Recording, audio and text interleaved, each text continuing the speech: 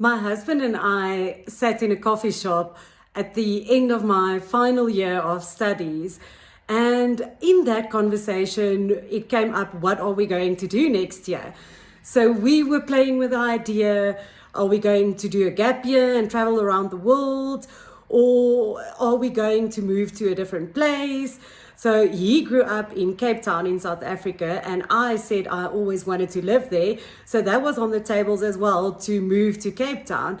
And as it happened, we moved to Cape Town with the idea of settling down there, having a family there, and making a living there.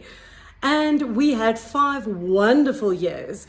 And in the middle of the 5th year, we suddenly realized that we would like to start our own family now. And we would love to be around our family to help us and be a support network for us.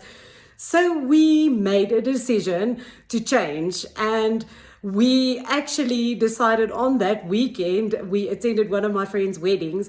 And we didn't want to tell her at the wedding, but right after the wedding, we said to her that we are now going to move back to Johannesburg. And she said, but that was never part of the plan. And I actually said to her, I know, that wasn't part of our plan. We were really into settling into Cape Town and living there for the rest of our life. But things change and we want to be closer to our family. So we moved back to Johannesburg, and it's been more than 10 years that we've been living here close to our family.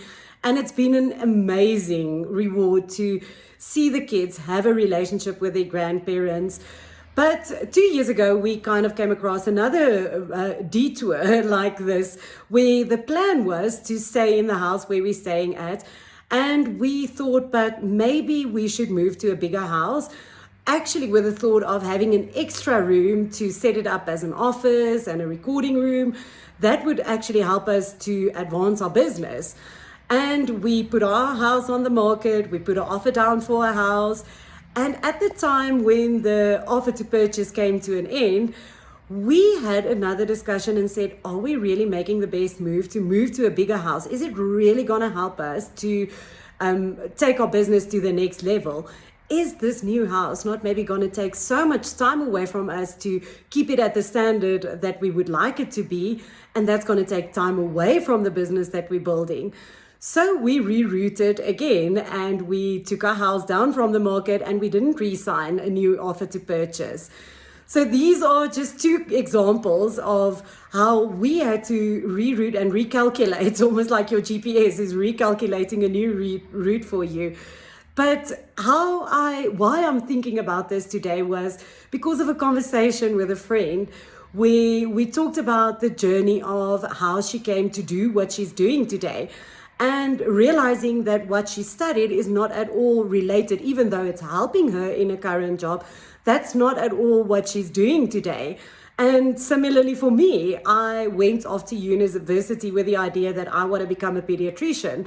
And I was signed up for medicine, but then I changed my course in the first week of studies and changed to theology. And what I'm doing today of helping couples and helping people to connect in relationships is not at all what I had in mind when I studied theology. So after speaking to her, we kind of got to the conclusion that this happens for nearly everybody. So many people studied one thing, but what they are doing today is not at all. And life unfolds in an interesting way. But as much as we know that change and rerouting is inevitable, it's part of our lives, yet this is one of the things that we battle with the most as people. So Simon Sinek actually talked about it, how in today's age, your IQ or your EQ, your emotional quotation or your social quotation is not the most important anymore, but your AQ is what's going to help you in the future and to navigate your future. And that is your adaptability quotation.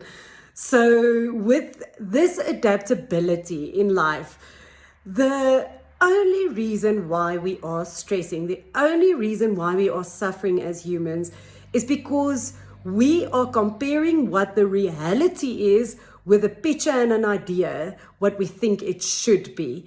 So the only reason why we have stress is because we're unable to adapt to the changes, to what is unfolding in front of you. And with this idea of inevitable change in your life and the ability to adapt to the change, I would love to leave you in essence with this.